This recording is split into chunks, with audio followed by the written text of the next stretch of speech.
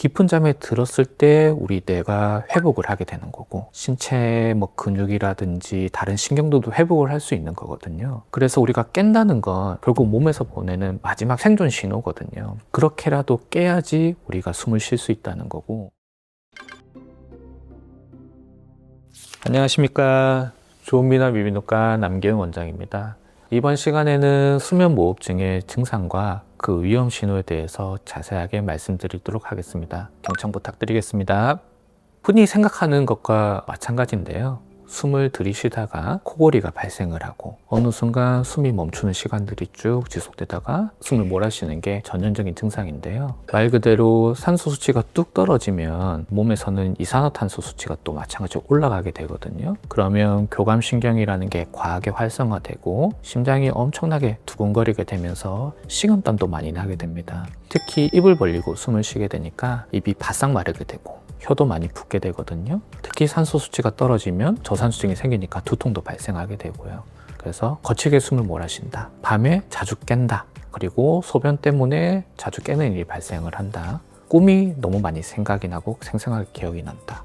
그다음에 식은땀이 나거나 가슴이 너무 두근거리거나 아니면 두통이 생기거나 이런 증상들이 수면무호흡증과 관련된 증상이라고 보시면 될 것 같습니다. 아까 말씀드렸듯이 우리 몸의 산소 수치가 떨어지게 되면 이산화탄소 수치가 올라가게 되는데요. 그러면 혈관이 확장하면서 이 이산화탄소를 빨리 배출하려고 해요. 그러면 우리 뇌에서도 혈관들이 늘어나게 되고 그러면 당연히 혈압이 올라가면서 뇌압도 올라가게 됩니다.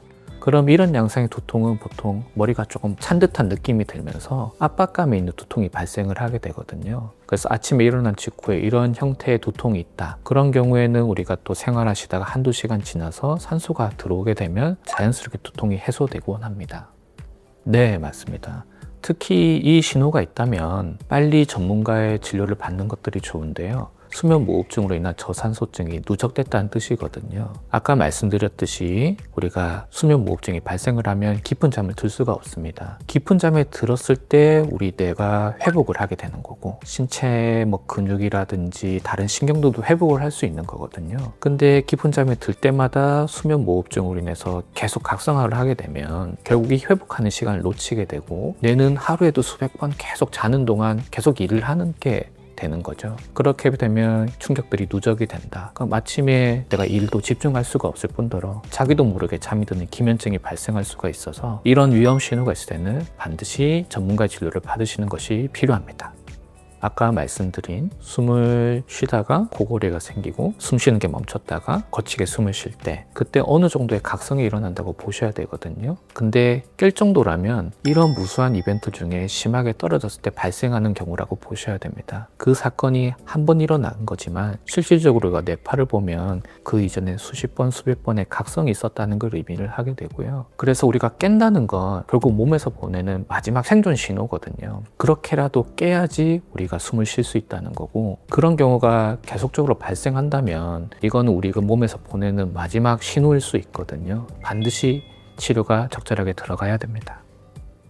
보통 저희 진료실에 오시는 환자분들은 자기가 코골이 때문에 오는 경우도 있지만 보통은 배우자에 의해서 오는 경우들이 많은데요. 왜냐하면 본인은 자고 일어났을 때 기억이 없기 때문이죠. 근데 배우자들은 그 현상을 매일매일 보잖아요. 그래서 실질적으로 수면무호흡증 있는 환자들을 보면 되게 공포스러워요. 숨을 한동안 멈추고 안 쉬니까 굉장히 불안하기도 하고 특히 저산수증이 생기면 얼굴이 파랗게 막 질려버리거든요. 그런 현상들을 매일매일 본다면 배우자도 상당한 스트레스가 되겠죠. 그래서 환자분 본인은 잘 모르고 괜찮다 할 수 있겠지만 배우자분이 그런 식으로 얘기를 하고 경고를 주신다면 반드시 진료를 보셔가지고 적절한 치료가 들어가야 됩니다. 네, 아주 밀접한 관련이 있습니다. 산소 수치가 떨어지면 교감신경이 활성화되고 혈압이 올라간다 말씀드렸는데요. 혈압이 올라가게 되면 혈관이 상처를 계속 받게 되는 거거든요. 그러면 결국엔 혈관의 탄성도가 떨어져서 이걸 잘 잡아주는 역할이 좀 힘들 수 있습니다. 특히 당뇨 같은 경우에는 우리가 깊은 잠에 들어갔을 때 몸이 회복을 하면서 인슐린에 대한 저항성이 생기는 건데요. 근데 이런 저항성에 문제가 생기면서 계속적으로 당 수치도 조절이 안 되거든요. 그래서 내가 당뇨 고혈압으로 약을 계속적으로 복용을 하고 있는데도 잘 잘 컨트롤이 안 되거나 조절이 안 된다. 그런 경우에는 혹시 내가 수면무호흡증이 있는지는 반드시 확인을 해보셔야 됩니다. 그래서 실제로는 환자분들 중에서도 고혈압이나 당뇨가 잘 조절되지 않은 분들이 수면무호흡 치료를 통해서 산소 수치가 돌아온다면 고혈압이나 당뇨 수치가 아주 안정적으로 유지되는 것도 제가 봤거든요. 그래서 컨트롤되지 않는 당뇨, 고혈압이 있던 경우라든지 아니면은 이제 막 시작하는 분들이라면 반드시 검사를 통해서 치료를 받는 것이 좋겠습니다. 아까 말씀드린 것과 같이 혈압이 올라가기 때문에 혈관이 계속 취약적으로 반응되거든요. 그러면 우리 뇌혈관도 계속적으로 혈관이 늘어나는 반복적인 자극을 받게 되면 결국에는 뇌출혈이라든지 뇌졸중 같은 경우가 생길 수 있고, 특히 이제 저산소증에 의해서 회복이 안 된다. 그러면 기억력을 담당하는 부분이라든지 집중력을 담당하는 부분에 손상이 올 수 있으면 집중력 저하나 지속적인 피로감을 유발할 수가 있습니다. 또 하나는 심장 질환도 마찬가지인데요. 심장이 계속 무리해서 일을 하는 거잖아요. 그러면 근육이 점점 두꺼워질 수밖에 없습니다. 그러면 심근이란 근육이 두꺼워진 만큼 안에 내부 공간은 줄어들게 되겠죠. 효율적으로 우리가 혈액을 펌프질을 할 수가 없어서 혈류량에도 혈액순환에도 도움이 되지 않은 분들은 리듬마저 엉킨다면 심부전이라든지 부정맥 같은 질환이 따라올 수 있습니다. 통계적으로 보면 수면무호흡증이 있는 분들은 정상인 분들에 비해서 뇌혈관 질환이나 심혈관 질환이 발생할 확률이 3배에서 5배 정도 높은 걸로 보고되고 있습니다. 네, 지금까지 수면무호흡증의 증상과 그 위험 신호에 대해서 살펴봤는데요. 지금 몸에서 보내는 경고 신호일 수 있으니 결코 무시하지 마시고 반드시 전문가의 진료를 꼭 받으시길 바랍니다. 경청해 주셔서 감사합니다.